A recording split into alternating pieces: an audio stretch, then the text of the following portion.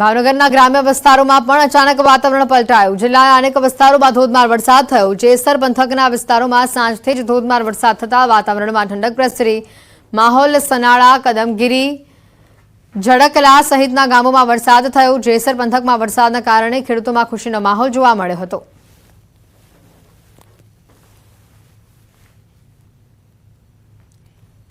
ડાંગ જિલ્લામાં વિધિવત ચોમાસાનું આગમન થયું। જિલ્લાના સુબીર તાલુકામાં ધોધમાર વરસાદ થયો। સુબીરના દિવાન ટેમરૂન અને માછલી ખાતર ગામે વરસાદ થયો। સુબીર તાલુકાથી પસાર થતી પૂર્ણા નદી બે કાંઠે વહેતી થઈ। વાવણી લાયક વરસાદના કારણે ખેડૂતોમાં ખુશીનો માહોલ જોવા મળ્યો। તો ડાંગમાં જે રીતે વરસાદી માહોલ જોવા મળ્યો, વિધિવત ચોમાસાનું આગમન થયું અને તેના પગલે સુબીર તાલુકામાં ધોધમાર વરસાદ વરસતા નદીઓમાં જ્યાં પાણીનું વહેણ સામે આવ્યું, નદી બે કાંઠે વહેતી થઈ હોય તેવા દ્રશ્યો સામે આવ્યા। રસ્તાઓ પર પણ પાણી ભરાયેલા જોવા મળ્યા। પૂર્ણા નદી બે કાંઠે વહેતી થઈ હોય તેવા આ દ્રશ્યો ડાંગથી સામે આવ્યા।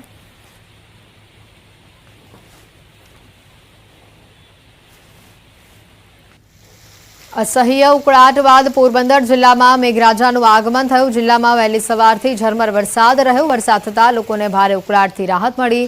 મેઘ સવારી પહોંચતા જ ઘણા વિસ્તારોમાં લાઇટો ગુલ થઈ।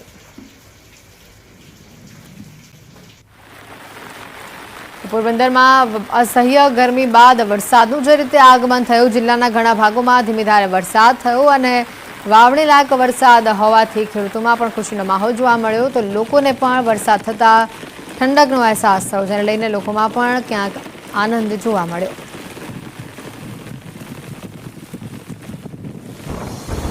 પોરબંદરમાં વરસાદ બાદ નગરપાલિકાની કામગીરી પર સવાલો ઊભા થઈ રહ્યા છે। પ્રી મોન્સૂન કામગીરી માત્ર કાગળ પર હોય તેવી સ્થિતિ સામે આવી। શહેરના અનેક રસ્તાઓ તથા પાણીમાં તરબોળ થયેલા અનેક વિસ્તારો જોવા મળ્યા। સુદામા ચોક, ખાદી ભવન, એસપીપી રોડ આ સહિતના રસ્તાઓ પર પાણી ભરાયું હતું। દ્રશ્યો સામે આવ્યા પોરબંદરથી। પોરબંદરના અનેક વિસ્તારોમાં વરસાદ વરસતા જે પાણી ભરાયાની તસવીરો સામે આવી, તેને લઈને પ્રી મોન્સૂન કામગીરી પર સવાલ ઉઠ્યા। પ્રતિશ અમારી સાથે સંવાદદાતા અહીંયા જોડાઈ ચૂક્યા છે। પ્રતિશ, જે રીતનો વરસાદી માહોલ પોરબંદરમાં જોવા મળ્યો, પ્રી મોન્સૂન કામગીરી પર અહીંયા મોટા સવાલો ઊભા થઈ રહ્યા છે, કારણ કે પહેલા વરસાદમાં જ આવી સ્થિતિ, વધુ માહિતી શું? જી હેતવી, જે રીતે પોરબંદર જિલ્લામાં આજે વહેલી સવારથી જ સિઝનનો પ્રથમ વરસાદ છે તે શરૂ થયો હતો। પહેલા શરૂઆતમાં ધીમી ધારે અને ત્યારબાદ જે રીતે ધોધમાર વરસાદ છે તે થોડો સમય માટે રહ્યો હતો। એમાં થોડા સમયમાં જ પોરબંદર શહેરના જે સુદામા ચોક તેમજ એસવીપી રોડ સહિતના જે મુખ્ય રસ્તાઓ છે ત્યાં પાણી છે તે પાણી ભરાવાના પ્રશ્ન સામે આવ્યા હતા। ત્યારે પ્રી મોન્સૂનની કામગીરી દર વર્ષે નગરપાલિકા જે કરે છે તેના ઉપર પ્રશ્ન ઉઠી રહ્યા છે। સાથે જ પોરબંદર જિલ્લાના ગ્રામ્ય વિસ્તારની વાત કરીએ તો પોરબંદર જિલ્લાના મોટાભાગના ગ્રામ્ય વિસ્તારોમાં પણ જે સાર્વત્રિક વરસાદ છે તેને લઈને ખેડૂતોમાં પણ ખુશીનો માહોલ જોવા મળી રહ્યો છે અને ખેડૂતો હજી પણ આશા રાખી રહ્યા છે સારો વાવણી લાયક વરસાદ થાય જેથી તેઓ વાવણીના સ્થિતિ ગણેશ કરી શકે અને જે સમગ્ર જિલ્લામાં જે રીતે ભારે ઉકળાટ બાદ વરસાદી માહોલ છે તેને લઈને ભારે ખુશી છે તે જિલ્લાવાસીઓમાં જોવા મળી રહી છે। જી પ્રતિશ, આભાર માહિતી બદલ। પોરબંદરના અનેક વિસ્તારોમાં વરસાદ વરસતા રસ્તાઓ પર પાણી ભરાયાના આ દ્રશ્યો સામે આવ્યા। સુરેન્દ્રનગરથી તસવીરો સામે આવી રહી છે। સુરેન્દ્રનગર અને વઢવાણ સહિતના શહેરી વિસ્તારોમાં ગાજવીજ સાથે ધોધમાર વરસાદ થયો, જેના પગલે વાતાવરણમાં પણ અચાનક જે પલટો આવ્યો અને વરસાદ વરસતા કેટલાક લોકોને ગરમીથી રાહત મળી। સાથે આસપાસના મેમકા, ખેરાડી, ગોમટા, ખારવા, ઝાપુદર સહિતના ગામોમાં પણ ધોધમાર વરસાદ થયો। સારો વરસાદ એક બાજુ થતાં ખેડૂતો પણ ખુશખુશાલ થયેલા જોવા મળ્યા।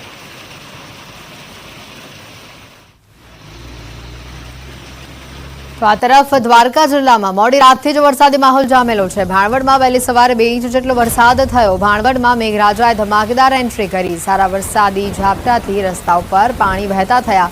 જિલ્લામાં વરસાદી માહોલ છવાયો છે। વાદળછાયું વાતાવરણ જોવા મળી રહ્યું છે। વાતાવરણમાં હાલ ઠંડક પ્રસરી હોય તેવા પણ સમાચાર આવી રહ્યા છે। દ્વારકામાં જે વરસાદ વરસી રહ્યો છે, ભાણવડમાં મેઘરાજાની ધમાકેદાર જે એન્ટ્રી જોવા મળી।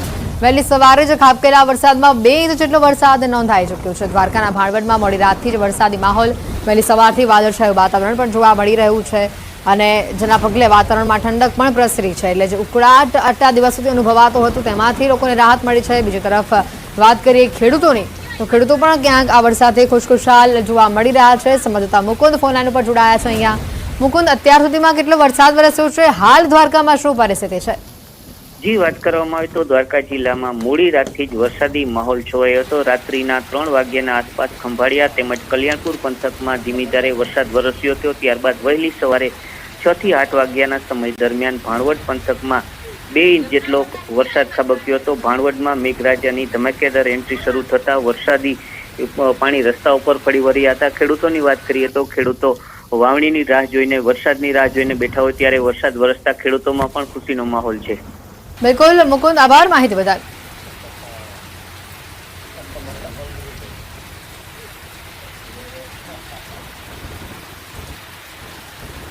જૂનાગઢ જિલ્લામાં પણ મેઘરાજાનું આગમન જોવા મળ્યું છે. ગત મોડી રાત્રે માંગરોળ તેમજ આસપાસના વિસ્તારોમાં વરસાદ થયો. અસહ્ય બફારામાંથી લોકોને રાહત મળી. પહેલો વરસાદ થતા ખેડૂતોમાં પણ ખુશીની લહેર જોવા મળી. વરસાદ પડતા રોડ ઉપર પાણી વહેતા થયા હતા. જૂનાગઢથી આ દ્રશ્યો સામે આવ્યા. માંગરોળ અને આસપાસના વિસ્તારમાં વરસાદી માહોલ છવાયેલો જોવા મળ્યો. અસહ્ય બફારાથી લોકોને રાહત મળી. વરસાદનું આગમન થતાં લોકોમાં પણ ખુશીનો માહોલ જોવા મળ્યો. તો ખેડૂતોમાં પણ ખુશી જોવા મળી. લોકોને આ બફારામાંથી રાહત મળતા લોકો પણ ખુશખુશાલ જોવા મળ્યા.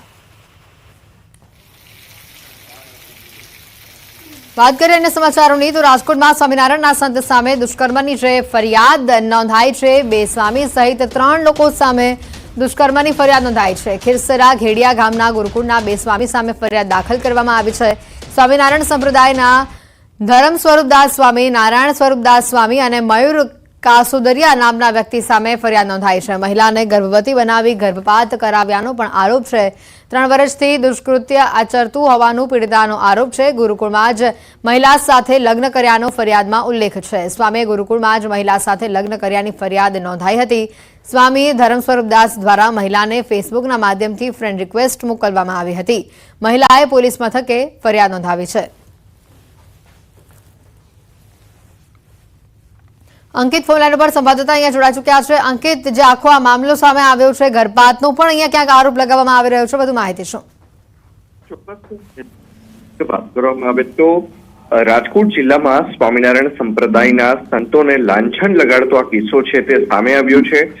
રાજકોટ જિલ્લાના ઉપલેટા તાલુકાના ખીરસરા ઘેટિયા ગામ ખાતે જે સ્વામિનારાયણ ગુરુકુળ આવેલું છે, આ સ્વામિનારાયણ ગુરુકુળ સાથે સંકળાયેલા 2 જેટલા જે સંતો છે તેમના સહિત કુલ 3 વ્યક્તિઓ વિરુદ્ધ ભાયાવદર પોલીસ સ્ટેશન ખાતે IPC 376(2)N 313 અને 114 સહિતની કલમ હેઠળ છે તે ગુનો નોંધવામાં આવ્યો છે.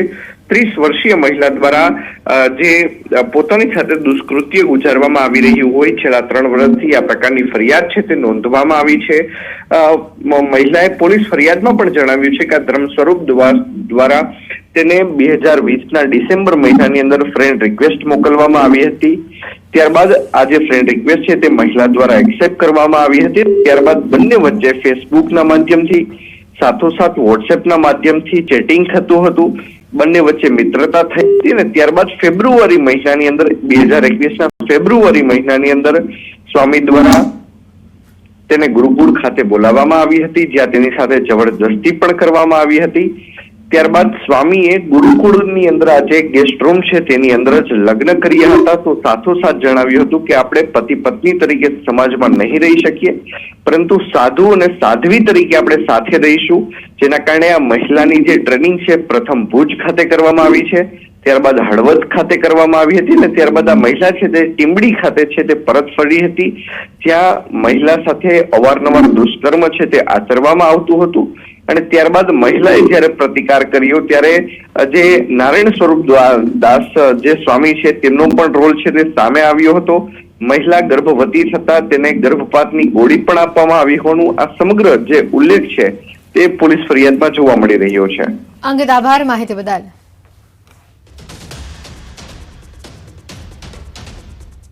અમદાવાદના ગીતા મંદિરથી ચોંકાવનારી ઘટના સામે આવી રહી છે. ગીતા મંદિર પાસે 1 કિલો સોનાની લૂંટની ફરિયાદ થઈ છે. જમાલપુર વિસ્તારમાં આવેલા અશરફી જ્વેલર્સના કર્મચારી 1 કિલો જેટલું સોનું લઈને ફરાર થયા. ગીતા મંદિર પાસેથી તે પસાર થઈ રહ્યા હતા અને આ દરમિયાન પહેલા એક્ટિવા પર 2 શખ્સો આવ્યા, તેને ઉભા રાખવામાં આવ્યા.